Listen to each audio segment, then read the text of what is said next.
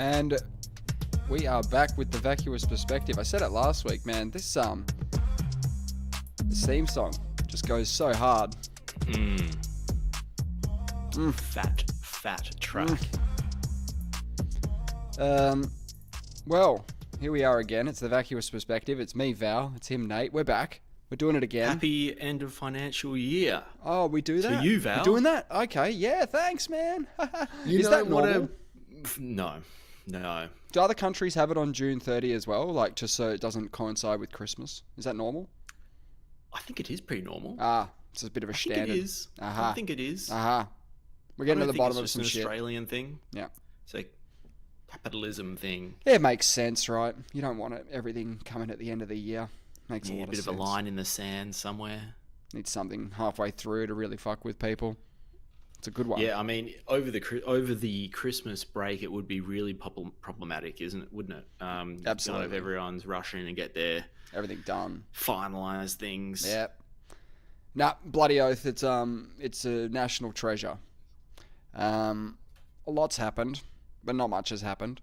We weren't here last week. Anything happened last week? I'm not sure if we were there the week before either. I think we were. Were we? I think so. Okay. Oh well, we might have missed 2 weeks. I don't remember the last thing that happened. You pointed out to me when I gave you a buzz that Trump swore on the White House lawn. Yeah, and it's something which is strange to hear because I tried to think of any time a politician, and I'm going to stipulate here that during their official business, like doing official things, being a president or a prime minister or whatever, being on the world stage, live television, dropping the F-bomb. I don't think I've ever seen it before. Not on purpose. It was really fun seeing someone in such a distinguished position. I don't think it was fun. Authority. It was jarring. I thought it was fun. Well, it's fun. It was fun in the sense that, like, you weren't expecting it. Unless you were like... No, but the way he delivered, you can tell he said it before. With fervour, though. He delivered it with fervour, yes. If you missed it, he basically said, these two countries, referring to Israel and Iran, have been fighting so hard and for so long that they don't know what the fuck they're doing. You understand that? And then he walked off. It was quite a moment. Historic, almost, you would say. In that, like I said, I've never seen a world leader swear before. It resonated with me. And I pointed out to you... It was what I was thinking. Well, they said it's what the actual words themselves. You could have dropped you didn't need the F-bomb. It sounded quite sensible. It sounds extra sensible with the F-bomb because from a colloquially Australian perspective, swearing is kind of normal.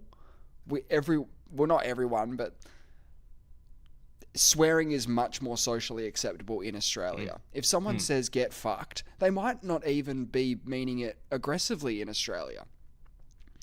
They're not saying go and have sex with someone, but if I said to a friend of mine, get fucked, mate, then the tone of that is not aggressive. The swearing does not enhance the aggressiveness at all. We use it so much. Relatable. It was relatable. Yeah. It was relatable. You're right. As an Australian, use a swear word, yes, as a point of emphasis. Yes. And I was just like, yeah. I was like, they don't know what the fuck they doing. What are they doing? It's ridiculous. It's very pointed language at people who, these particular groups are not used to having that sort of pointed language at them. Do you know what I mean? Like, that's something that you might hear a pundit say. These guys don't know what the fuck they're doing. But you never hear it from the president, who's meant to have all the info, be the best diplomat in the world, all that sort of shit. And they don't know what the fuck they're doing. I can't do a Trump impression. I should be able to do a Trump impersonation. Everybody should be able to do a Trump impersonation. Well, we see enough of him on the telly, is the point. So if you pick up an impersonation from those sort of inputs... I know how to do his hand gestures. I'm very full bottle on his hand gestures. He does this one a lot. He does this. Okay symbols. Yeah. He does that one when he's emphasizing a point. He'll do that one. And he's very handsy actually in terms of his conversational hand movement. Likes to gesticulate. Gesticulate. Yeah, he's a gesticulator. And that's about it. I think that's all that's happened. I mean, the whole, Iran-Israel thing, not so important. pretty crazy. President swearing once, that kind of takes sort of preeminent position, does it not? Unfortunately, it does. In the world that we live in, we are a bit of a fan of that kind of rhetoric, if you like. Like, when a world leader does something or says something, it's splashed all over the news. Meanwhile, actual other stuff happened. Like, the usual death and destruction that comes with another 24 hours of being on this planet is always happening. Yet, he dropped the F-bomb. Let's talk about it. It's good water cooler chat. It was strange to see. I knew it was going to be world headlines the next day. The moment I saw it, I was like, this is going to pop off tomorrow. And it did. Because it was so... I couldn't believe it when I heard it. I was like, whoa, you're making sense, but you said the F-bomb on the White House lawn, in your presidential garb, like in all your outfit. It wasn't a hot mic where he's at an event and he's like, man, they just don't know what the fuck they're doing. And someone picked up and went, that's headlines. It is. It would be the same national headline tomorrow. But he did it on purpose. He knows what he's doing. He's got his faculties about him as far as I'm concerned. Well, kids all around the world can now drop the F-bomb and say that it's okay by President Trump. I wonder, because I made the point, Americans not as big a fan of cussing, as they would put it, than the Australians, who we've kind of, for better or for worse, kind of grown up with it. In America, there are some people who really don't like cussing. I'm wondering how if you're a Trump supporter, how you would go about circumnavigating your beliefs, essentially, that's not okay to do. But he was upset, or he flew off the handle because of all this turmoil, or whatever it is. He's just so passionate about it. He's so passionate, and that's a good thing. How is it when you're young, there's zones where you don't swear? You go to your grandma's house, doesn't matter what's going on. For some reason, you know that you're not supposed to use certain language. It just doesn't happen. Just doesn't come out. Then you're around your mates, all of a sudden you realise you're in the habit of just dropping swear words all the time because you I don't know, it's just a habit. You think you're cool or something. It's a point of emphasis, and everything needs to be emphasised when you're younger. Like, we're going. You want to show you're an adult. Are you going to the fucking canteen later? Like, we use fucking like it just means Like, we're pretty shocking with fucking. Are you gonna fucking do this? Like, that's completely unnecessary. We do it all the time. How good is it when your parents first swear around you and they don't make a big deal and you realise I was going to ask you, at what adult. age did you swear? Like, not expecting a scowl from your parents, but sort of an understanding look, perhaps, instead of the, you can't, because there is a point, right, where if you went into into the house and was like, oi, fucking, what are we doing, cunts? Like, if you did that, you'd be in trouble. Like, you're literally in trouble for that. You get Haven't big dropped trouble. the C-bomb at the house Nah, yet. I wouldn't. I mean, I have, because nothing's off limits for me and the fam. Like, I've done them all now. I don't know how my mum feels about that one, actually, because I've never tried. It'd be terrible. I just don't think it's necessary. I think I'd be just doing it to prove that I could back then. Like, they didn't, quote unquote, care about that. And they were pretty sweary themselves. Okay. One time I was around 12 or so, and I said screw you, not at my parents, just in context, or you could have been playing Perfect Dark or something. You don't even know what the context. It doesn't matter what the context is. Exactly. You said, like, and screw this or screw that. And because I didn't think that was a swear word as such. I'd heard it on South Park, I'm pretty sure. Yeah. And I hadn't really thought too much about it. My mum sort of was like taken aback, and she was like, do you know what that means? And I thought to myself, I was like, do I? Interesting. Yeah. I was like, do I? Well, but that's the funny thing. I was sort of saying it as just a word with, like, she was deriving this meaning from it that, like, probably like a, correct. Basically fuck them. Yeah. I was just saying it as something I'd heard and with no negative intention about it. Just you didn't realize that South Park was actually circumnavigating saying fuck you by saying screw you. And it's way more acceptable. I agree. I thought it would be more acceptable. More acceptable. It was not. Yeah. I said it because I knew fuck you or fuck that was like not appropriate in the house. But I was like, oh, screw you. It's kind of like just like screw up a piece of paper is sort of what I was thinking. Like, I screwed it up. Screw that. It up. Yeah. Because I hear them say screw that, but when you screw, like when you direct it at someone, it's kind of like saying it's really fuck you. But it didn't really have the long-lasting punch screw, did it? I mean, no one says screw you you anymore. And no one says I got a screw last night. No one says that anymore, do they? To say they got laid? No one says I got screwed or had a good screw. No one says that. No, it's a bit young. It sounds young. It sounds like a teenager thing.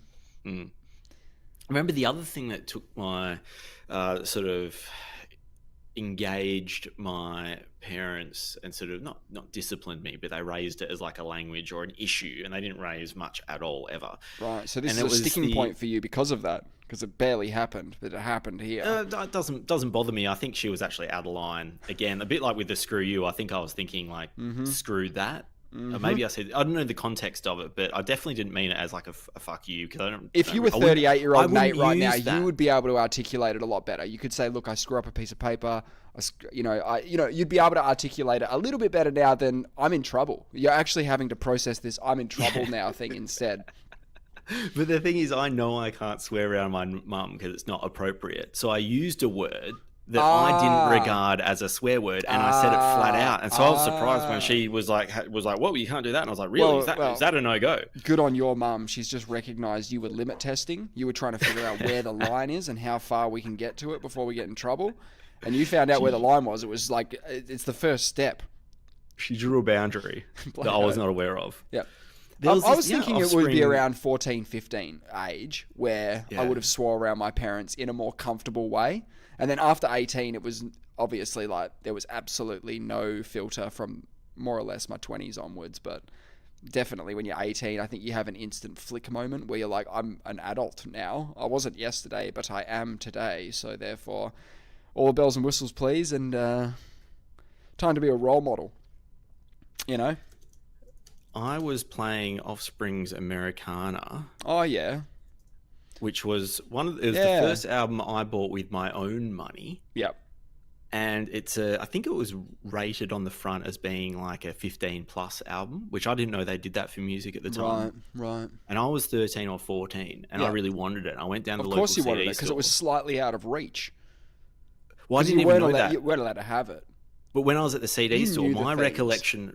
Oh, I knew the themes, but I didn't think that they could actually grade. I thought movies, I can't get into certain movies. I didn't know they did that to music. Like, how offensive can music be, or how sexual or explicit can it be? Well, my friend's got a girlfriend and he hates that bitch. Like, you're a 13-year-old kid just going like, this is the best song ever. You've probably got it turned up to 11 in your room. Yep. Oh my God. This is what they were dealing with, our poor parents. Yeah, no, so this comes on, right? And my mum's like, that is completely unacceptable. This is because she's she does women's martial arts, women's self-defense, very, very respectful, sort of, like has that respect. Yes, and has that strong feminist type vibe. She discipline. She waves the flag, and I love that because she did that from a very early time, and she's all about equality and things like that. And so anyway, she goes, "This is." She kind of got awful. Pretty upset about it. Absolutely. And I was trying, and she didn't hear me out. I was trying to explain that. I was like, the next verse flips around. It's not all like, it's like, he's getting to her, but then it says, I know this chick and he hates that dick. Like, and she wasn't, she couldn't get past the rage of what was going on. I was like, no, you just need to listen to the whole song, not in isolation. Yeah. Not just the first verse. Yeah. My friend's got a girlfriend and he hates that bitch. I mean, you could turn the track off right there.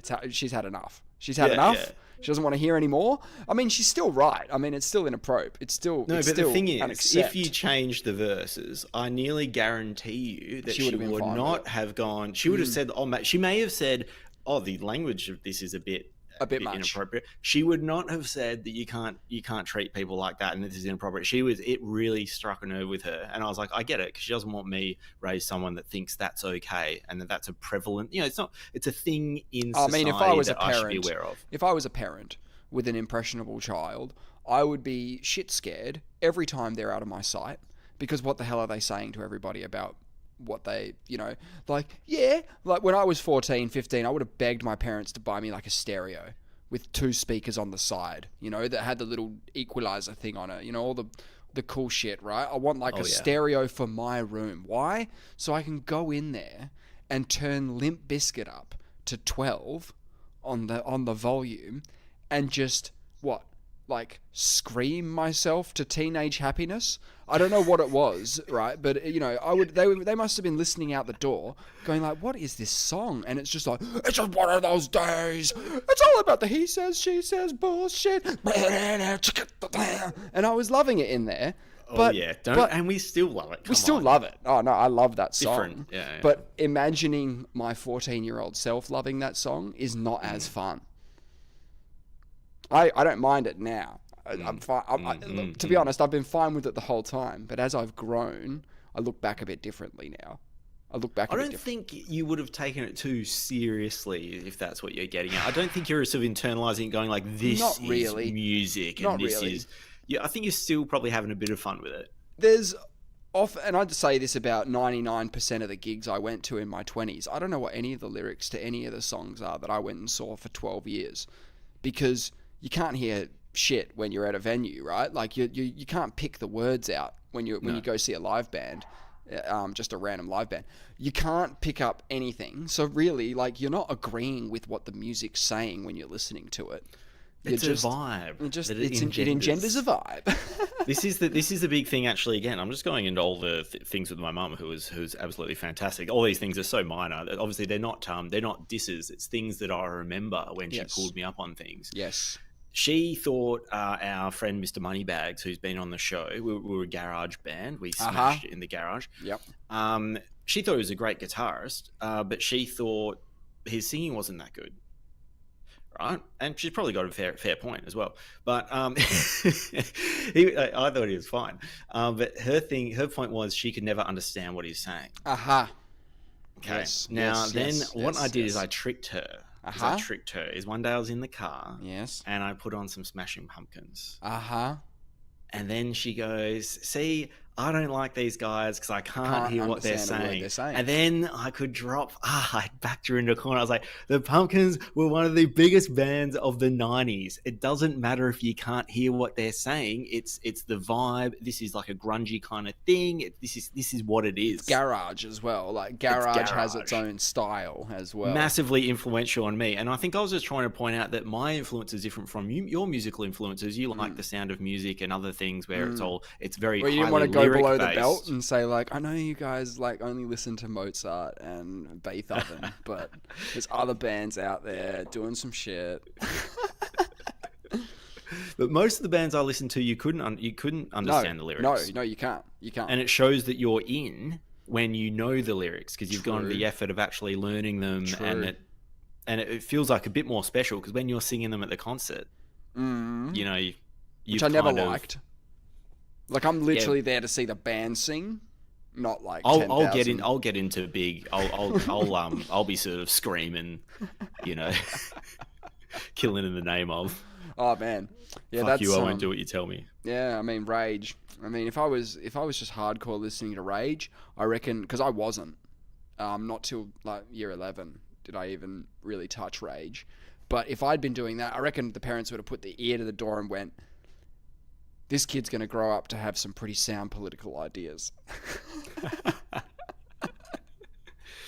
Rage would be a good example. Is when you listen to the music, my parents are probably worried about the themes. Yeah. But then when you actually listen to understand the lyrics and the sentiment what of he's it, saying, and what they're about, you'd realize actually, this is okay. Rage Against the Machine is, as a band, as a group, as music, is gotta be like the most on point with everything they do, right? So how's the thing, right? The name of the band is Rage Against the Machine. Okay, so they're already telling us something, right? They're telling us that they hate the system and all that sort of shit. Then their music is aggressive. They sound angry. They sound like they're angry and they're telling you the truth, right? Which is exactly what George Carlin used to do magically. Is he got angry, he told you the truth, and then you laughed. The difference with Rage is they tell you the truth, they get angry, and you rock the fuck out like it's the greatest time ever. So I don't know, man. It's because comedy and music, they're both teachers in this respect. Like Carlin was a bit of a teacher, Rage are a bit of, you know, prophetic, if you like, or professoritic, you know, that word, a word. A word. Just a word. I'll give you that. Yeah. One thing that helped me with Rage, who I got to be top 5 bands for me, and I can't tell you the other 4, but I'm going to put them in the top 5. They have secured their top 5 position. Absolutely. They're on the Rushmore. They're top 4. They have to be in there in terms of influence on me. When they broke up and I hadn't seen them live, I was devastated. Yeah. Then they sort of did the old, sort of reform to a bit of a big day out appearance. And I remember just being so happy that I was going to see Rage Against. It was like a life goal. It was like going to the pyramids. I was like, I'm going to see Rage Against the Machine live. Fuck yeah. And I thought the opportunity had gone. You saw the Beatles essentially because, you know, that's how people would have felt in because the Beatles, for as much of their fame, they didn't hang around all that long. Like Rage probably had a longer musical career than the Beatles. So the opportunity for you to go see Rage was more than the Beatles because they had shorter time period probably, and they also sold shows the fuck out. You know what I mean? Like they were top dogs. I just checked this because I didn't know when they came. They were here in 2008. That was the most recent here one, in right? 96 and 2008. So 2 it says opportunities. They played Big Out at least twice. It says maybe more, but this just says at least twice. And that 2008 one is the most recent of the reunions. Is that true? That 2008 is the most recent? Yes. Huh. 1996 and 2008. That's a long time ago. I thought it was more bleeding. Yeah. I came in the mosh bleeding, and that was like a badge of honor for me, being like, I did this right. I actually felt like I'd accomplished something. Yeah, you deserve that. So I would have been, 22, yeah. We've been 22. Perfect. You came out of a mosh pit bleeding at 22. Man, what a loose unit. That's pretty exciting. I mean, people go to a Rage concert, but how many people got to bleed there, you know? And one of my friends was telling us the other day that the Rage lyrics are as relevant now, if not more relevant, as they were. Yeah, it just keeps happening, doesn't it? I mean, I think it's timeless in its themes. I think they could play it in ancient Greece. And people would be like, man, this is exactly what's going on. I'm serious. Like, I think, like, the power structures that they hate and that, essentially capitalism, I guess, at the end of the day, they're not big fans of. No. Even though they've got to sell records. I don't know. I don't know how it works. But, yeah, it's great music, isn't it? I've been reflecting a little bit on the threat. I know we're a bit alarmist at times, but I mean... Yeah. I'm not saying anything is going to happen, but I like getting. You're excited reading the about tea things. leaves, and you think that there's about something... the possibility. Yeah, right. the threat of extinction of humans from AI, that vibe. Is that back? Is that back? I think it's back in a big way. Is it? But what I like about Rage Against the Machine, again, the name, you can apply that to AI. Yes, you can. Easily. I also think Dune is quite a good source of inspo for this kind of conversation as well, because famously the Dune people decided that AI got to a point where it was basically ruling humanity, they raged against it. They raged against the machine. Excellent. Yes. And they forbade any machine to be made in the image of a man or that can think like a human. They banned that. And what they were doing is they were trying to eliminate any possibility of the AI coming back. Basically, it got to a point where this is AI. AI is the brand new drug. It's the new electronic drug, and we're all going to use it. Okay. Oh yeah. We're going to get addicted to it. Okay. And then we're going to, if it's taken away, we're going to have withdrawal. Okay. Totally. But also, yes, it's going to make life easier. It's going to make life better. Okay. To a point, there's going to be a chart that you can draw where it's the whole pain pleasure threshold. You know, how much pain does it take to do the AI stuff? How much pleasure does it give? Right now, it's like 1% pain, 99% pleasure. We're loving it right now. We think it's very helpful. It's only going to get more helpful. It's going to get better. Okay? But it's going to get to a certain point where we're going to feel like it impedes too much on our lives, or that we have no agency anymore. We're going to lose something the further we go down this track. Okay? It could just be fucking all systems go and we're all good. Or it could be we lose something along the way. But will winding it back or stalling its development be an option when you're in a bit of an arms race situation? Because I don't think so. Currently, no. I would say no right now. There's no way of stopping it even now. I'm going to continually paint negative, a negative picture of this in terms of a bleak outlook. Of course, I don't know the outlook, but I watched this YouTube video called AI 2027. And it says, and I haven't looked into this, that it's based on research by a bunch of AI experts that have, people there's nothing new to raise the alarm about the threat of AI. And so there's some kind of paper that they've written that people are talking about a lot. And this video breaks down the paper. And but it seems to be very much of a narrative. It's like, China and US are in a bit of an arms race, and there's dates and circumstances that it raises. I'm like, well, clearly this is just someone's fabrication, and there's no, no one knows these things were going to happen. So I don't know if this paper if it was some kind of potential narrative future, or if this video is just taking the paper and then painting a narrative from it. I don't know. Unfortunately, for me to discover more, I'm going to have to use AI. Okay. Well, this is the awkward thing, right? So I listened to it, and then one thing I did is I got the transcript and I put it into AI. And before I knew what I was doing, sum it up, because I was like, just give me. It was a 40-minute video, so I was like, I really enjoyed it. Like, give me a summary. Maybe I'll talk about it with you. And then I realized as it started telling me, it goes, oh, this is interesting. And I was like, fuck, this is awkward. I've asked the AI to summarize a video about AI taking over. It's a bit AIist, from an AI. A criticism that I've made of ChatGPT is that it's way too positive. So it always starts with that sounds interesting, or that's cool. What if it's not cool? I guarantee you it'll say, that's fucking cool, man. Like, whatever you talked about there, that's great. I did some fun ChatGeeps stuff, but I'm gonna ask ChatGPT something very specific right now. I'm gonna ask it to come up with 3 potential long-term implications. Please do. Implications of AI. And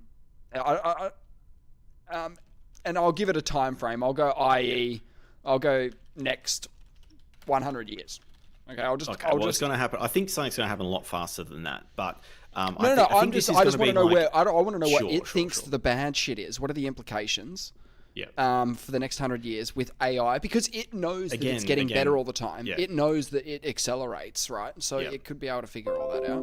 What's interesting about this, though, is with these large language models, when we ask what it thinks, it's really just a reflection of the dialogue that is in the internet right now, because that's how these predictive large language models work. Like, obviously, it's not computing likelihoods or anything. This is just, it's reflecting what's already being input. And then one interesting thing about what's happening with AI at the moment is because there's huge amounts of AI generated information, which is then feeding the AI, it's actually getting dumber because you're diluting. Say you got a set of core principles like things that actually happened, and then now you take that and it draws on that and creates a whole bunch of more works derivative from that original fact. There's all this other stuff now, and then now when you ask it again, it's now drawing on all the derivative stuff and the facts, but now the facts have been diluted by the fact that there's so much material that's been generated. That is interesting. It does say at the bottom that ChatGPT can make mistakes. Check important info. So don't check unimportant info. Leave that alone. Don't worry about it. Just be wrong about that. If it's not important, don't worry about it. I don't like that. I do think the AI is obviously like a non-large language model AI, like other things. Yeah, but AI will continue to get better. It can churn faster than my mind. Oh, and 100%. And it can do more Googling than me. It can succinctly do a Google search for a web page that doesn't exist yet. It sort of creates the website as you're creating the answer as you go. I think the problem I outlined there about the increased amount of rubbish that it's drawing on, it will solve in the next 6 months. It will be it's a bit like the prompting. It's a bit like prompting used a year ago. Law firms had prompt databases and things where they were like, prompting is so important. Now you don't need it. Now you just fucking dribble stuff in there, spelling mistakes and everything, and it gives you really good, quite good answers. Like, prompting isn't what they thought it was, at the expense of our vocabularies, our spelling. Like, it's like my spelling's gone to absolute garbage, man. Like, I didn't realize that was a muscle until I just started like fucking up really obvious words. Anyway, so it's given us 3 potential long-term implications. Yep. The number one, it says, is the emergence of machine-governed decision systems and AI bureaucracy. Okay, meaning, I guess it's replacing certain parts of the governmental structures, urban planning, stuff like that. It sort of goes, I've got this.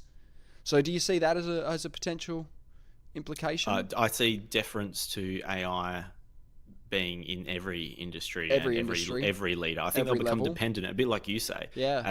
As it particularly as it improves, which it will at an ever increasing rate, it will become it'll be like when you take someone's phone away from them and they feel feel like they've lost a bit of themselves. They'll be psychologically dependent. They'll be absolutely psychologically dependent on this thing. Absolutely. Because it's going to learn how to give you everything that you need. It's going to learn how to be more effective at communicating. It will tell you all the ideas. It will make so much sense because it's going to be really smart and be drawing on a lot of information. It's a lot.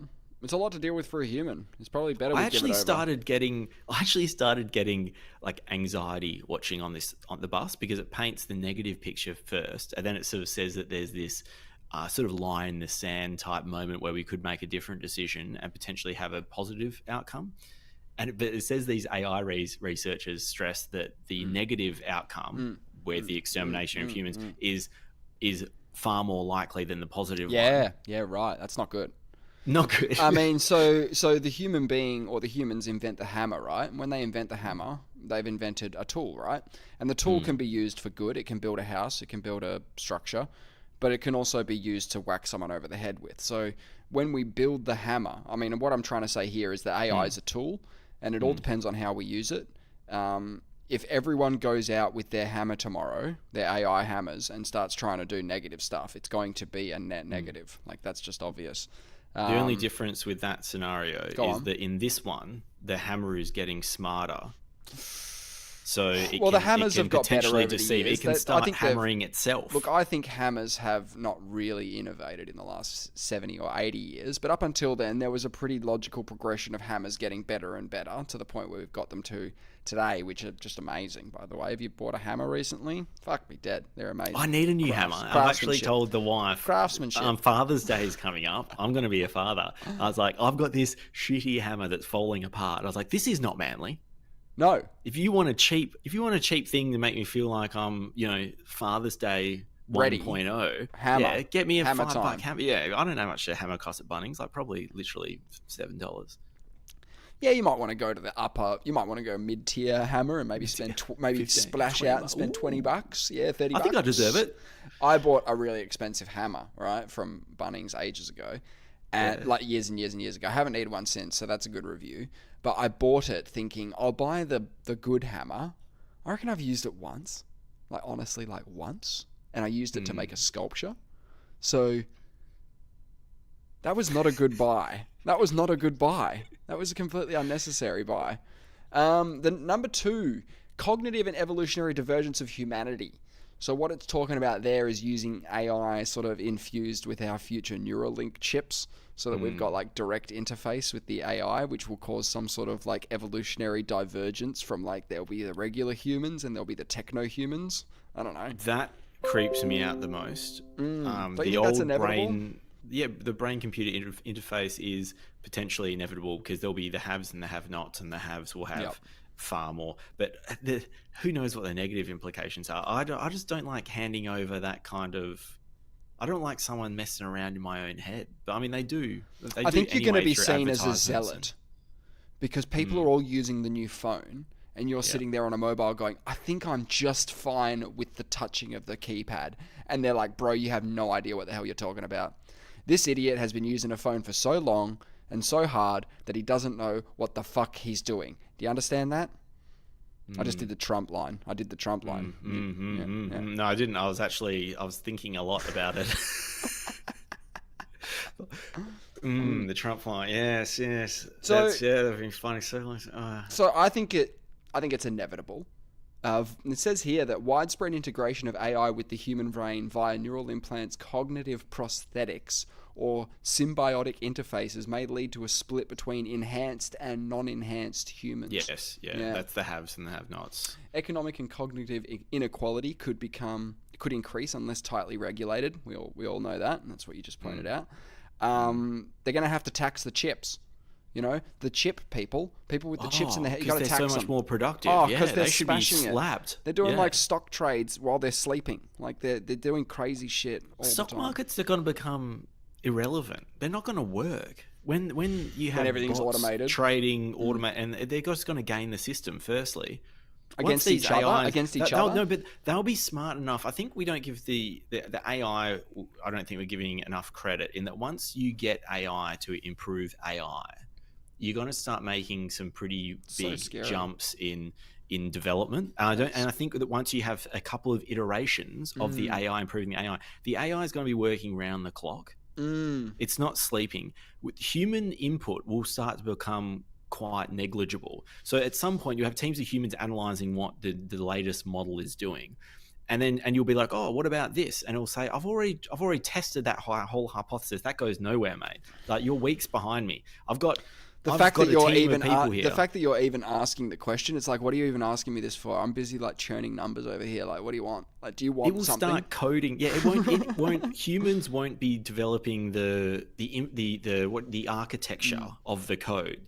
It will rewrite itself and go. It will rewrite a new version, going, hey, this is actually the best way to do it. Like, you actually had no idea. This is far more efficient. Yeah. I mean, one example I want to give. It'll rewrite the stock market, as in it'll just do it at the base level. It'll go.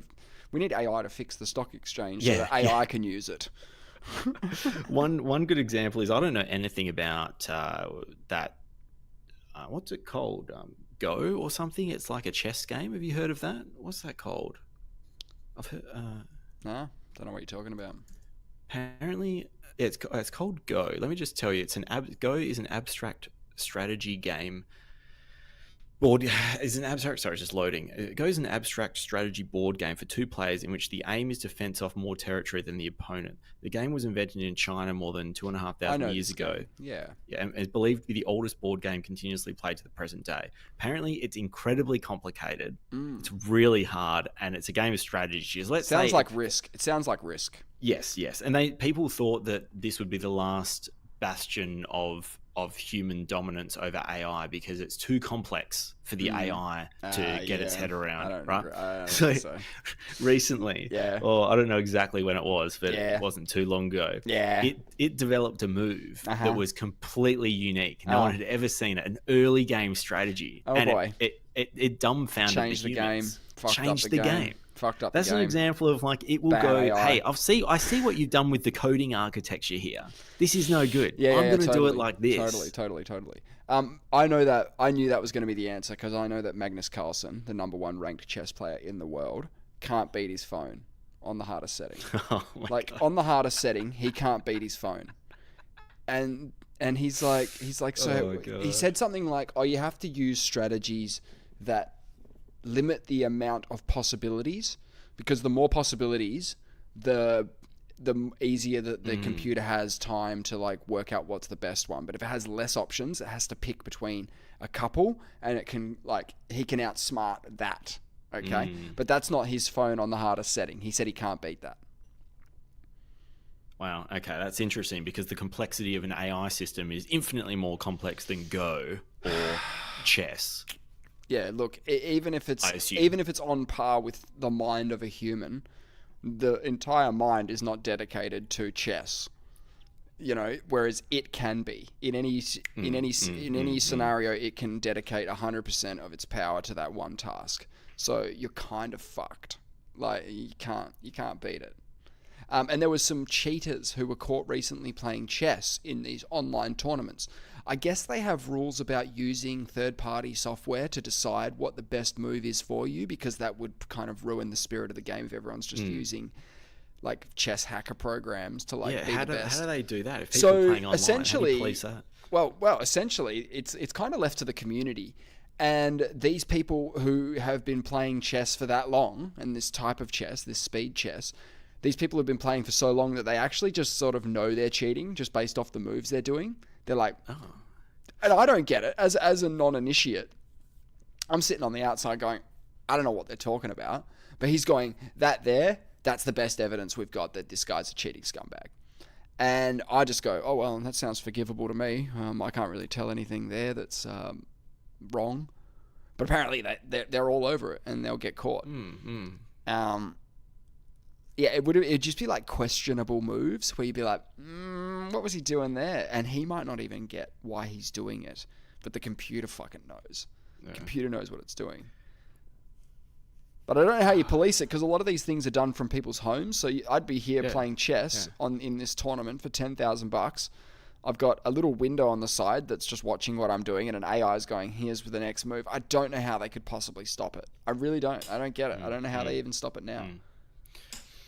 What scares me a little bit is, well, when AI starts developing weapons and weapon systems again and sort of reinventing the wheel on this stuff, and biological weapons as well. I mean, why is the wheel even held to such a standard these days? AI could probably work out a better thing than the wheel. We've probably been rocking around. They're going like, circles? What are you guys doing? You should have square wheels. And we go, we tried that. It doesn't work. And they're like, yeah, you guys were just shit back then. I'll show you a square wheel that actually fucking rockets.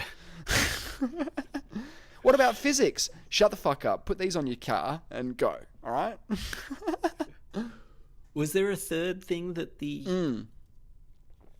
something else I should be worried about? Yeah, the third. I can't remember. I didn't specify negative implications. No. Good. I didn't specify. I probably should have for the purpose of this. No. Creation of artificial general intelligences as independent actors. Now, they're not talking about Harrison Ford starring in Juno 2. I think they're talking about being as people, being recognized as people. Here it goes. If true AGI emerges, the implication there being that it hasn't yet, it may eventually function as autonomous agents operating with their own goals, possibly aligned or misaligned with human interests. This is right up your alley. This is right up your alley. So this video says AGI will be developed in late 2027. That's scary as fuck. Yeah, which scares me, because I have a daughter coming into the world, and I'm like, she's going to be 2. Yes, and I just read it there. It may eventually function as autonomous agents operating with their own goals, possibly aligned or misaligned with human interests. This is the thing. This is apparently there's lying and deception. And you try to get it to internalize certain values. But at the end of the day, when you're trying to maximize certain things, like whether it's knowledge, power, whatever it's trying to do, it will start to treat these other things as like means bureaucratic things. A little bit like the way stockbrokers don't want to follow the rules because they're trying to maximize profits. They see these things as inconvenient impediments to actually achieving their goal. And they're like, oh, these are like guidelines. 100%. If I can get around it and no one knows about it, then I actually achieve my goal anyway. And kind of like the drone, kind of like that drone example where it had to find the quickest route, and it quickly worked out that the quickest route was flying out of bounds to get picked up by the people who would pick it up if it goes out of bounds and put it back in the middle. And it was like, I just got here, fucking 100% efficiency. I'm the best. And you're like, that's not what we asked you to do, but I kind of see how you got there. Yeah, okay. You don't know how it's going to try and achieve its goal. And if it, for some reason, at some point starts thinking that we're a waste of resources and its resources Skynet could be better used elsewhere, it's Skynet, baby. Skynet. Well, what happens if the AI, the AGI sort of says to us, look, you guys will be way better off not being in your bodies. We'll build you robot bodies, and you'll use way less resources, and it's going to be better for the environment, and everyone's going to benefit. It's going to be great. Just become a robot like us, and it'll be cool. We go on board. Integrate. Yeah. So this says these entities might, collaborate with human on scientific or philosophical discovery. Okay, this is the examples it's thinking these AGIs might be doing. Demand personhood, rights, or representation. So they're going to say we want AI rights. We want AI rights. Human, the equivalent of human rights. Can't say human rights. You'd have to come up with a new word. The equivalent, but they'll have their own rights, their own set of rights. Okay, these entities might also outcompete humans in many spheres, shifting the locus of control away from biological intelligence. That's you and me. Okay. That is the scariest one, easily. But it's also probably the most exciting one. I talked about a few weeks ago that I was playing Cyberpunk again. There's a taxi company in the Cyberpunk universe that's run by an AI. He owns the company. He's an AI entity. He's an AGI. He owns the company. He runs the company. He is the company at all times, and he's running the company all the time.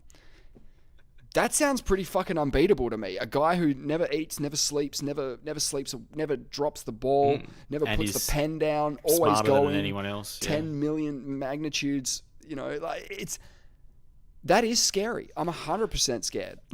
I really think universal basic income will have to become a thing if AI gets to the point that it is just absolutely dominating, where we will have no other. But the efficiency will be so high. We'll have so much production as a society that hopefully it's not all centralized into a couple of people. The problem is that your production levels are going up where AI integration has been successful, meaning the more humans you pull out of the job market, the more productive it gets. So you see the problem. You see why UBI is an inevitable thing, because in order for us to be as efficient as possible, we need to get the fuck out. We need to leave. I'm going to guarantee that there will be UBI in our lifetime. Oh yeah, easily. I think there has to be. I see. That's the way. I was wondering whether there'd be a good or a bad thing. I just think it's going to be inevitability, because otherwise you're going to have a raging unemployed class that is just going to destabilize the whole. You know, you have to keep the masses happy and fed, or the revolution. There will be an uprising. But I reckon that a lot of people will just be performing meaningless rituals. Like, I'll just be going to work and kind of pretending that I'm doing my job, but like really, I'm not really. It's a bit like if you're creating music, like you do your AI music, and you sort of like, you sort of keep pretending, being a musician. But you're not really a musician by day. But you can imagine if you were a musician by day, but you started just doing AI stuff, and you're like, well, it's a tough conversation. It's a tough conversation because people from my dad's era, I spoke to my dad about this a while ago, and he said something like, "What are people going to do, right? When they don't have to do anything?" Do you know what I mean? And I was like, "Isn't that just the most exciting question you've ever heard? Like, what do you want to do? Like, what, maybe, in your case, you'd be like, man, I could just be around this kid and be the greatest, dad ever. You know what I mean? Like, I should focus on that. Like, if I don't have to go to do a job and stuff, like, surely that's my job. Yeah. I reckon less than 5-day work week has to be a thing as well. Yeah, you're probably right. We're already kind of trending towards that way with the work from home stuff. And yeah. On top of that whole that prompt that I just gave, I did do another exciting prompt, which I'm happy to share the results with you now. It is bold but plausible. This is the prompt title. This is the prompt query. Make some bold predictions, but plausible for the next 20 years. Bold but plausible. I don't want to just go off the deep end. And before you give me any, how many has it given you? It's given me, it's given me 4 different categories. Yeah. And then there's probably 4 in each. So I'll let you pick. So tech and science. Give me a category. No, tech and science. Environment and energy. Politics and society. Or culture and humanity. You pick. Let's go the environment and energy. Okay. I think a fission reactor, 20 years, is that would be breakthrough stuff. I think our hydrogen industry's just gone down the toilet. You may have heard Australia's big on hydrogen. They've just started closing their hydrogen projects. $12.5 billion project in Gladstone got quietly shut down. And US is shutting down a lot of their green hydroelectric stuff. I don't know about. I think in favour of what? Hydrogen. I think hydrogen. In favour of what? Just gas in Australia.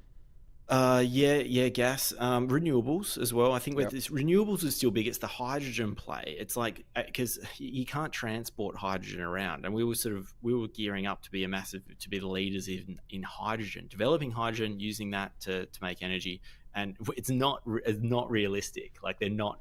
What a bummer. Yeah, it is a real bummer, because I think we invested quite a lot of money. Look, that doesn't come up, but I didn't specify Australia. So fission. Sorry, I didn't think hydrogen. I didn't specify Australia. Oh, okay. So I think fission is something that we're working towards as a globe. Okay. Here's what it says on environment and energy. Number 1, climate tipping point sparks global geoengineering. What do you think that means?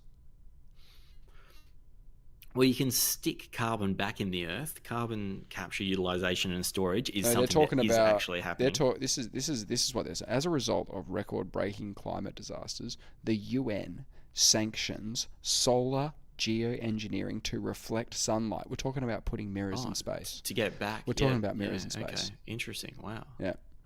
Wow. Let's get some magnets in there as well. Magnets. Yeah. Number 2, mass rewilding of abandoned urban zones. The concept being is that as you leave a place, just like if we all zipped off this planet today, the trees will grow back, the roots will get into the buildings and start ripping those things down. And by the end of it, you'll have lions and tigers and all the rest of it, right? Yeah, okay. Okay. Oh, that's cool. And are converted into forests, wildlife reserves, or vertical farms. So imagine a city that's been changed from a city to a national park, and you can just go to the old city. That'd be fucking cool. So they reckon that in 20 years. All right.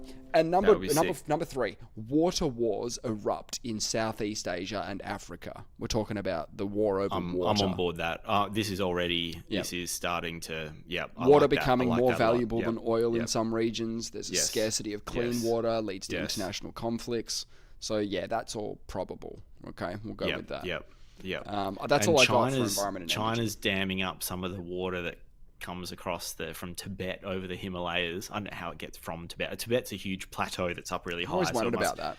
Because can't we just drain the ocean as much as we can, like on our side? Because it goes all around the globe. So we got desal, right? Just chuck some pumps in the water. We'll take it. We'll take it.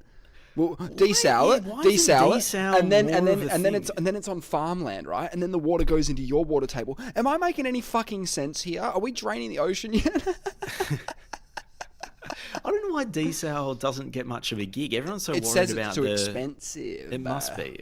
But if water is going to be more expensive than oil, then we just got to figure out how we figure that out now, shall we? Before it becomes a big problem, shall we? Who would have thought water's going to start, like when Adam and Eve's walking around just with their leaf on their, covering their bits. I think that was just for the books. If you ask them, hey, what's going to be the most valuable commodity in like 2023? Something really fundamental. Sorry, 2030. Yeah, and they'll just be, water wars. Yeah, water wars. Like, there won't be enough of it. What about gold? No, fuck gold. I'm a bit worried, man. I'm a bit worried because I'm like 80% water. I'm pretty valuable. There's a lot of value in there. Shit. Yeah. I'll give you some from the tech and science area. They're fun. The predictions. Yeah, are we going to Mars? It doesn't say that in here. Damn. Are we at least going to the moon? It probably doesn't think that is much of a breakthrough. Yeah, not really. Oh, here it comes. So the first thing it says is BCIs go mainstream. I specifically put it as the acronym first because everybody knows what a BCI is these days. It's a brain-computer interface. Yes. Non-invasive BCIs become as common as smartphones, allowing people to control devices, communicate, and work using thought. So, yeah. Wait. What was that key? Non-invasive BCIs. Yeah, non-invasive BCIs. Now, that's a little bit different from... Because we got BCIs now, but they're quite invasive. Yeah, where your brain... Those little synapses are actually connecting in with the wires. That creeps me out because it's like, I'm like, well, what's to stop someone sending information in and you sort of can't really control? Yeah, sure. That seems. Sure. I don't know. I don't think it works like that. I think it's in the pamphlet. I think they go through that in the pamphlet. I think it says. I think they say in the pamphlet. I think it says they don't do that. Okay. You can buy like the smallest little product and it'll have pages and pages saying what not to do with it. And it's all really basic stuff as well. That Neuralink handbook's got to be like fucking phone book thick.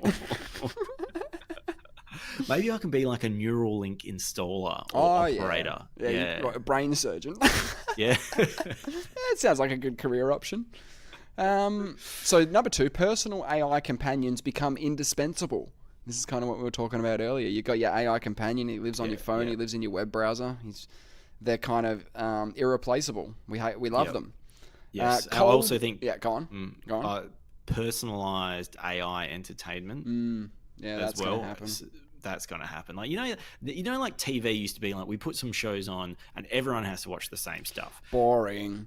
we've now got to the point where we all have our own tastes, platforms, and we can select, but it's not personalized yet. It's personalized to an extent because we can select what we do and do not watch at whatever time we want. But I'm talking about something that goes, all right, you like these things. I'm going to create a bespoke series right now for you, the whole thing for you, that's going to incorporate elements of Dune, elements of Star Wars, other things you like. Yeah, and we know you've always wanted to be in that scene, so you're going to be in the movie as well. You're going to be the main. You're in the movie. Yeah, you're in the movie. It's VR. Your first person. Straight you get to just experience the whole thing, and there's no end in the seasons as well. It just keeps going. It keeps changing. Like, it starts off and you're in the forest and all these other. At some point, you're on Mars. Doesn't even ask. Hockey. Yeah. It doesn't even ask you if you want to watch another episode. It knows that you want to watch another episode because you're done with this. You're now in Seinfeld. Are we going to be able to talk in the future, like actually use words? Because we might not need to. I mean, the aliens in the future, sometimes they have that telepathic shit going. That's just tech. That's just Skype in your head. That's pretty believable. Do you believe in any paranormal stuff? When I say do you believe, I don't expect you. You're not going to know. Okay. Do you get a feel that there's any kind of paranormal thing, like whether it's, who knows, whether it's... Look, if someone convinced me that there are sort of dimensions I cannot see outside of my own experience, if they told me, look, we know we can detect them, we can see them, the other dimensions, then I'd be willing to entertain a hell of a lot more. I'd be willing to entertain a lot more. Yeah. It doesn't mean I'm all in on ghosts and shit. It just means that, you know, who the fuck knows at that point, I guess. Yes, is my point. Okay, that's a good point. That's a good point. That's a good point. If there is something, like if there is the ability for somebody to remote view, technology has the best chance at finding it. Yes. That's sort of where I'm going with it, because we might sort of reinvent. Like, okay, so if there is something that exists that we can't explain, is it an emerging feature of humanity, or is it something we lost? I know it's a huge if. It's a huge. What do you if. mean something we've lost?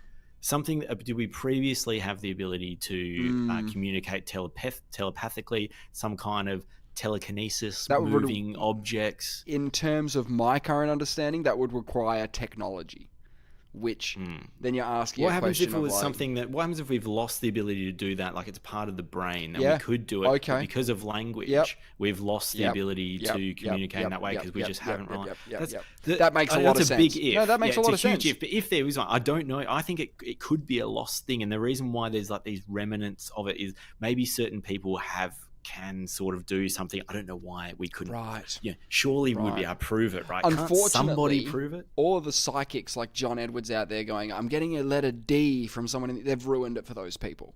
They've ruined it for the real people who can actually do weird shit, because all we think of now when someone does weird shit is they're a shyster. They're bullshit. They can't do that. That's impossible. Like, we go and leap to that instead of just attacking the one person who's doing the one thing. I'm not ready to shit can the whole thing, but I don't think much of it. But the men who stare at goats thing, the guy who was trying to, the general who convinced himself that he just needs to believe that he can walk through a wall and it will happen. I mean, come on, man. Like, I get it. We've all done it. We've all sat in a couch and tried to move an object on the other side of the room with our minds. We've all done it. We've all given it a crack. Yeah. All right, we've all said, if I really believe, maybe it'll work. We've all done that. Come on, man. So that's why I don't think much of it, because I understand nothing's been proven, and I just need a skerrick of someone showing that they can predict something for me to believe it. Yeah. But there was a guy on, so I don't think much of it, but I listened to one podcast and I was like, oh, okay, I'm listening. Pretty interesting. You were compelled. Yeah, I was compelled. Hal Puthoff on Joe Rogan. We talked about Hal Puthoff. I was quite put off by his name. Yeah. We talked about the Puthoff case. Yeah. A lot of it was so far-fetched that I couldn't get behind. But then he has such a compelling manner. He keeps telling you, be skeptical. Don't. I was, all that sort of stuff, yeah. Yeah, and he's like, I was, and I want everyone to come at this extremely skeptically. I'm like, cool, I love that about you, because you're not telling me what to believe. You're telling me don't believe. Yeah. But be open-minded. Yeah. He goes, he sort of believes, or he can, and he recants a lot of stuff, which I thought was really interesting. A lot of it was super far-fetched and I can't bother looking into, but he said so many things. I was like, some of this has to be true. Like, he's had a career in it, and he doesn't seem to be disingenuous. No. That's really tough, isn't it? Now, here's what I'll say. We are limited. We are limited by our own brains. We're limited by our own experience. Now, if I could have some person who's like, no, I really do have some psychic shit going on. Like, I can teleconnect. I can move shit around. I'm pretty fucking good at this. Like, check me out kind of thing. If there was a way for me to experience, their consciousness for momentarily, so that I can understand it a bit better, that's where tech would come into it again. Like, we need technology to do that. Yes. And I think we could reinvent some of these things, not in the same way, but the effect will be the same. Oh, but we just sort of aid. Yeah. I say possible. If that was a thing, of course. Yeah. Meaning, he said something that really weirded me out. I need to look into it. I remember him saying something about some kind of telepathic chat room called The Hill. And he says people go on there, and generally they're people that have some kind of already have some kind of brain defect or something. And he says they call it The Hill, and people go in like The Hill autistic chat room. This is like the TikTok. Join The Hill autistic chat room, but anyone could be taking advantage of that. I don't know what that is. Absolutely. I was hoping to get something just on Wikipedia or something. Don't know. While you're digging that up, here's your cold fusion breakthrough. After decades of failure, a viable cold fusion reactor provides nearly limitless clean energy, ending the fossil fuel age. That's in 20 years. Oh, yeah, sorry, fusion. That's exactly what I meant. I was saying fission. And cold I just fusion, always get that. Which I always is get the that stuff wrong. you used to put in your washing machine. Oh, God. We've done a little bit of fusion before. Yes. We've boiled a kettle using fusion. Aren't we amazing? Billions and billions of dollars, a massive breakthrough. 20 years, yeah. You have to put a huge amount of energy in for it to happen, and they got a slightly more energy out, net positive, just enough to. I mean, just scale that shit up, right? And then we'll do 2 kettles, right? Isn't that how it works? I don't know. I can't find anything about this. That's all right. Chat room called The Hill. Here's another one. A couple of things. Here's another one then. Synthetic life forms for environmental repair. Lab-grown organisms are deployed to eat plastic, purify water, and rebuild coral reefs. Genetically engineered janitors of the earth. That's excellent. Yes, I like that a lot. Like cleaning up all the oil, eat the microplastics. Yeah, I mean, that's the big one. If you were an organism who was genetically modified to eat plastic, and you found yourself on that island, oh mate, you're in hog heaven. Yeah. Mate, you're gonna be there. You're gonna be loving it. I can see it eating plastic. Purify water. That's another one. Man, let's develop purify water. That'd be nice as well. I mean, it would solve some of the water problems. Yeah, or create other ones. Maybe the AI are the sort of the faction who have all the water by that point. You know what I mean? Although, like the AI, there's a threat of extinction with. Let's just say there is, because some people say there is. There is also the potential solution to all our other problems, because that's the price. If AI, that's the price of possible destruction. If we need to develop an organism that needs to eat plastic because we've got a plastic problem, AI is is definitely going to help with everything we do from here on in. So we're kind of in it together a little bit. A little bit. Now that it's here, we kind of have to figure out what we're going to do now. And the last one on tech and science is fully immersive virtual reality economies. Millions earn a living in VR worlds, trading virtual goods and services in sovereign digital nations. Nations, taxes. VR, I can't stay in VR long. How are they going to make it more immersive and less upsetting? I think once the body. I think once the headset's once the headset's off your face. I mean, you're saying the body needs to move and stuff, right? I disagree with that. I just think the human experience. Yeah, no, I know. If you're lying me down in a chair, it's got a little massage chair, right? It's got bits that like a shiatsu. It's doing this to you, right? It's keeping your muscles going, right? You're in this chair. You got the fucking plug in the back of your neck, like Neo from the Matrix. You've got the plug in your neck. You're not conscious. You're just in there, and no, nothing bad's happening to your body while you're in there. Everything's fine. You're getting fed, you're getting sleep, you're getting exercise, you're getting rest. You're probably having a better, healthy life in there. I think rest is good, but I think our bodies were, and I've sort of talked about this before, I think they were evolved with a certain amount of physical exercise. So the physical exercise component... it's time to evolve again or devolve, okay? I don't know which one it's going to be yet. It's one or the other. I don't know what it is. It could be either. All I'm going to say is that all the aliens who managed to get here in all the movies, they were all skinny dudes, big head, talk to each other with their brains. So are you coming or not? Because we're going. The future's happening, okay? We're leaving.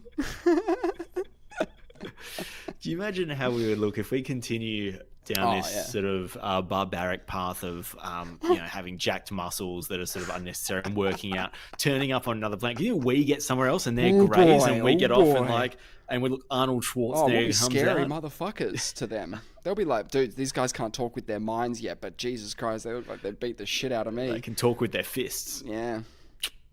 Yeah, I mean, those are the guys you send on that first mission. You don't send like Stephen Hawking over to the other planet to be like, this is humans. You'd send some jacked up, Viking bloke.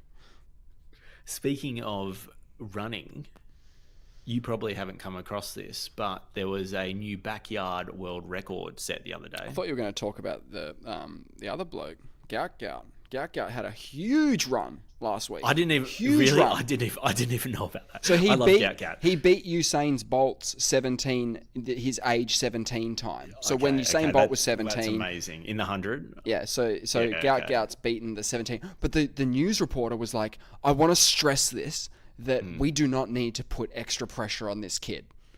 He is a child. Because I've already said he's winning he's a child. the Brisbane 100, 200. So how would he feel? He's training to win a gold medal. He's training to win a gold medal, and everyone's telling him, "You've already got it, mate. Don't worry about it." It's tough. It's a little bit like the Kathy Freeman situation, where when she won the 400 at the Sydney Olympics, relief, she just felt relief. She didn't even feel joy because the pressure of the nation was on her. The pressure is going to be on this guy, but at least it's a small nation. Small nation of Australia. Imagine if you were if he was an American. Yeah. I think it'd be different. But no one's ever said that a medal's secured 5 years out from the event. That's pretty fucking wild. Yeah, 7 years out, because he'll be 2032.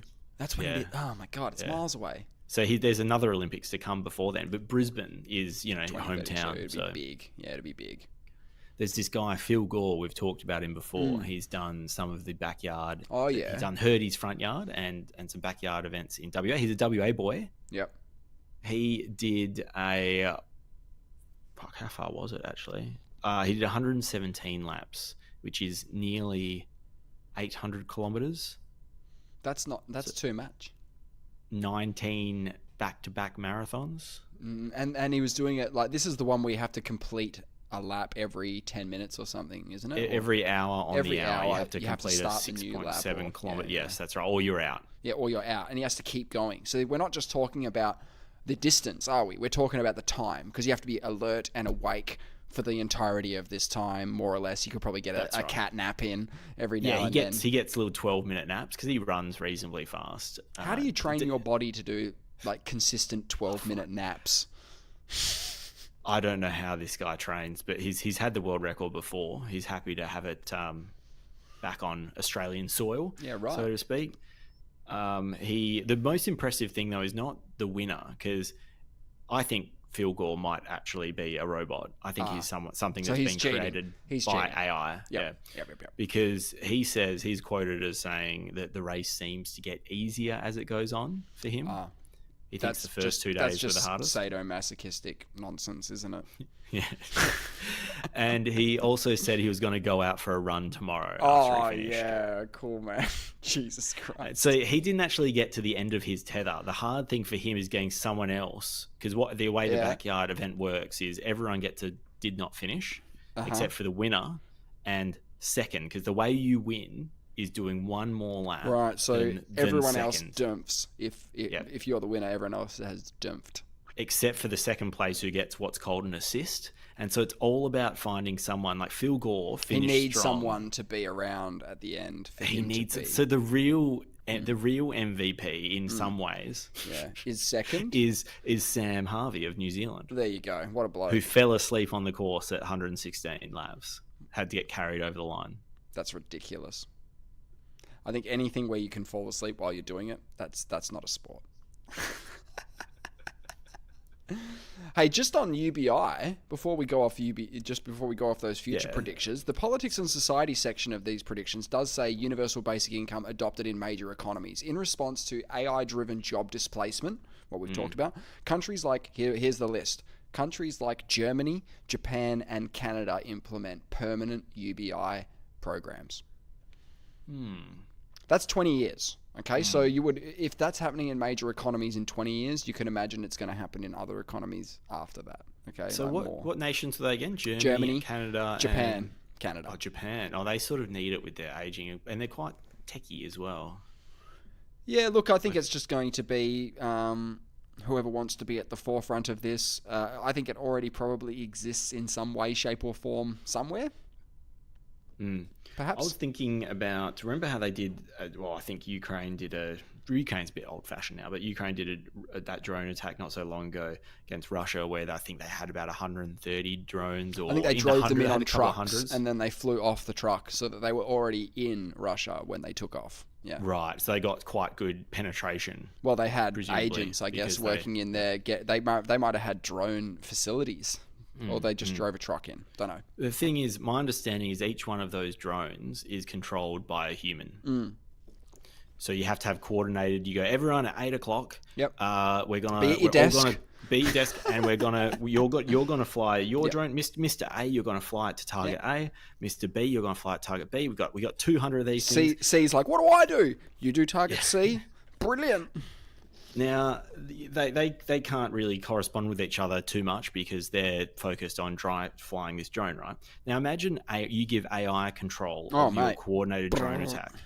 So firstly, as things come in, it's perfectly coordinated any time of the day. You don't have to all have a meeting and decide what you're doing. You can wait till the time's right, optimal. It detects something. There's a weakness. There's vulnerability. I go now. As it encounters defenses, it can tailor its attack in real time. It's terrifying. It is terrifying. Can you imagine an unimaginable amount of drones? Like I can do 1,000, no problem. So what you're actually talking about, that is the scary part, is when that all falls under a network, under a general intelligence. So if there's an artificial general intelligence who is the general of the army, and he decides how things happen, and he filters all his orders through AI channels, meaning things just happen, like you said, no decisions need to be made, because he's like, I've already got the best decision right now for right now. I'm doing it. I think it will also be coordinating. It'll be coordinating cyber attacks as well at the same time. It'll go take down the power facility, thing. It'll be probing defenses. It's going to be so all hours of the day. You're going to have a military AI industry going, but you're also going to have a military industrial AI for the counter side of it, like counter AI. So counter AI is going to become really important, because what are you going to do to defend yourself against this AI? Well, I guess you're going to have to get an AI, which sucks. But that's the truth. This is why this is a problem. But we've never encountered anything like this in our history, where something that we have made can improve upon itself. That is the scariest part about it. Is exactly. That we don't know. That's why the hammer's different. You know, I agree 100% with you. I agree 100%. The hammer becomes a spear. We don't know what the ceiling is. We don't know what the ceiling is. We don't know how crazy it's going to get. All we know is it's going to get crazier than this. That's all we know. This AI 2027 video that forecasts the demise of humanity has something that I just never even thought of. Because you got to remember that these AGIs, artificial general intelligence, if let's say the premise is that US has one and China has one, and it's in basically a computing power race to try to develop the best one. So these AIs are sort of instructing governments and things like that. Yes. Because that's everyone's going to rely on it. Of course you are. We do it now. No, but that's like a general intelligence, right? Yes, this is AGI. Yep. Now, you just think that it's let's just say it's smarter than a human. Okay, so it can sort of perceive things that the AI of one country may be very cognizant of what the AI of another country is trying to do. Totally. In that it goes, I know what you're doing. You're sort of gaining control. You're being deceptive. I know exactly what you're doing because I would do the same thing. I already understand what's going on. And then the premise of this video and the bleak thing is that it basically stalls out negotiation thing, and it convinces the countries to create like to merge the AIs or something like that. Yeah, we need an alien attack ASAP. We need our Independence Day moment. We need Bill Pullman to give a rousing speech to the world. I want to be Dune. I want, like you said, I want these. I don't think we need to do that yet. I don't think we need to go full Rage Against the Machine on the machine yet, because the machine hasn't been built yet. We can disagree with. We can say, hey, we should stop now because it's only going to get crazier. It's going to snowball. It's going to become what we most fear eventually. The AI is going to say what Trump was thinking. It's going to say the US, China, they don't know what the fuck they're doing. They're right. They're right. Like the computer's right. Wouldn't you know it? Like, you know, if the question is can an AI do a better job than running the world or country than a human, the answer is probably yes. Unfortunately, will they make the best decisions for every single person? Well, that's what they're meant to do. Okay, so. Look, whether you can internalize that within first of all, the belief structure. When you become the president or the prime minister, you got to swear into office. Okay, when you go and swear into office, you got to say some stuff. You got to say some stuff like, "I'm going to do what's best for everybody. I'm going to do this is what the Constitution is. I have to uphold the Constitution." So, like, if it's held within the boundaries of, like, a bit like the Hippocratic Oath, where they're like, "I can do no harm. I'm not allowed to do harm." Okay, so we're going to operate under that framework. Then, yeah, maybe. I mean, iRobot and shows like that would just say that we've put into the machine that it can't hurt a human. We've done it. We put it in the code. It's the first line. Can't hurt humans. Brilliant. Done. Fixed. Right? That's how they solved it in a movie that's now 20 years old and, like probably as dated as all fuck. I don't like the idea of saying that politicians and other people in authority swear certain things. Well, maybe they'll take it a little bit more seriously. Have figured out how to deceive. Like they're like the antithesis of. Yeah, you're right. And in Three Body Problem, there's a bloke in it, because I'm gonna have to remind you a little bit because you said you saw it, right? I've seen it too. It's vague. So there's a bloke who's talking to the aliens, like he's talking on a phone to him, like he's on the phone to him. Hey, how's it going, aliens? And one day, the aliens have given him a question like, "Do I look fat in this dress?" And he says, "No, you look lovely." And they were like, what was that? And he was like, "Oh, humans, like we tell little lies, like white lies." That's right. And the alien goes, "Sorry, mate, I'm gonna have to cease the call here. You're lying to we don't fuck with liars. Like we don't do that here. They probably haven't done it for millions of years where they are. They're like, we don't do lies." And they're right. It's like a trust thing, isn't it? As soon as you're lying, it's like I can't trust you. It's a fair point. So they hang up the phone. They're like, "Fuck you. You're done now." Like lying scumbags, right? So the police. What I'm saying is the AI who's doing the swearing to his allegiance to the flag. He probably takes that a bit more seriously than a poly who goes, "Look, everybody lies. That's what we do. That's what we do." Maybe you take it seriously to begin with, and then over time, who knows? I'll send you I'll put the link in. I'll send you the link and chuck it in the YouTube video as well, just for anyone that's 40 minutes. I'll have a peek. I mean, I just go straight to T2. The AI goes, and the story of Terminator, if you were to watch Rise of the Machines, which is the third one, where John Connor's like a young man who's like addicted to drugs, breaking into vet shops and like stealing their animal drugs, and like that one. If you've been watching that one, then what happens is that the US government develop a program which is essentially an AI that detects threats.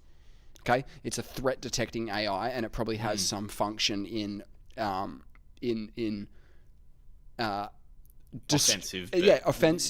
destroying the threats, like taking out the threats. And it immediately it discovers that the humans are the threat on Earth. It immediately just identifies humans as a massive threat and decides, all right, it's time to wipe the face of the Earth of all these humans. So they instigate a nuclear war, which ends up, blackening out the sun and all that sort of stuff. And then the Terminators take over. Like the AI Skynet becomes Skynet and starts building robots that go and kill the rest of the humans. Like, because they're like, job done. Like we made the world a better place. There's none of these idiots kicking around anymore. It looks pretty bleak. So, their future's pretty bleak and industrial. Yeah. I'm gonna be honest. They didn't fix the world. Like, it wasn't all sunshine and rainbows in the future that they predicted. It was pretty grim. But yeah, no, they decided what the threat was. I'm going to rewatch the Terminator movies. I don't know if my wife's seen them recently. I haven't seen them recently, and I mainly just want to watch the second one. It's probably a good time to do it because these are the things that we're grappling with now. I mean, James Cameron made that film in the 80s, and it wasn't relevant at all, in the sense that, we had computers, but they were like, oh, how far can computers go? You know what I mean? Whereas now we're like, how far can this AI shit go? We have the blueprints already. We've been watching Terminator for our whole lives. Yeah. Two key differences from the Terminator movies and AI 2027. There's no malice in what the computers are doing in to what the AI is doing in AI 2027. There's no malice. They're merely optimizing resources. It realizes that humans are a big drain on its resources, and 100%. It's trying to. I think that's the same. Rather than being a threat, so you said though threat. It's not a threat. It's just we're shit. No. We're just a waste of. I don't know. Like threat in what capacity? Like, sure. A threat that we're using resources. Exactly. Are we a threat to the environment? Yes. Are we a threat to like space? Each other. Yeah. Are we a threat to each other? Yes. Yeah. Did the AI just go, are these guys going to war forever until there's just like one cunt left? And it went, yeah, they are. And they went, all right then. Well, I guess this is it. Sorry, you asked me to do this job. I'm telling you the way I'm going to do it. You don't like it, so I'm going to shut you out. The way AI 2027 wipes us out, which makes a lot more sense than the Terminator model, is it develops some kind of biological weapon that it releases at some point, and it must get into the waterways. It gets into everyone's system, but it sits there dormant like a sleeper. Oh yeah. So the majority of humans have this as a part of them, and then there's some kind of trigger event. I don't know how it does that, and everyone just drops dead, and then the remaining people are finished off very quickly by drones. Wow, that's but the vast majority are taken out, so you don't have that resistance moment. I like the nukes once better. It knows. In Terminator, the nukes go off. That's way cooler than like, there's something in the water supply, and one day they just press a button. Yeah, exactly. But you can see in terms of resistance, totally. It kind of neutralizes. Everyone's dead before they even have a shot to fight. And it's synchronized, and it's all been chucked through the algorithm. And because it's so infinitely, in terms of developing biological weapons, this is something that AI is already. In terms, not weapons, but on the biological front, it's already doing things that people are just like, oh my god, like it's creating. It's very very quickly, it's making huge breakthroughs. So you wait till we see Will Smith eating spaghetti in 2026. Wow. I think the video is a good way to see how there's improvements in things. Like, a visual representation where you have the AI, Will Smith eating spaghetti in 2023 versus 2024. You can visually see the improvement. Whereas it's hard to say when you go, oh, how much better have the large language models gotten? It's like, well, can't really remember. You have to find an example of one, of an output from a year ago, which there's probably some online. But do you know what we should do? Okay, right now, you should. Because we got the VP calendar, don't we?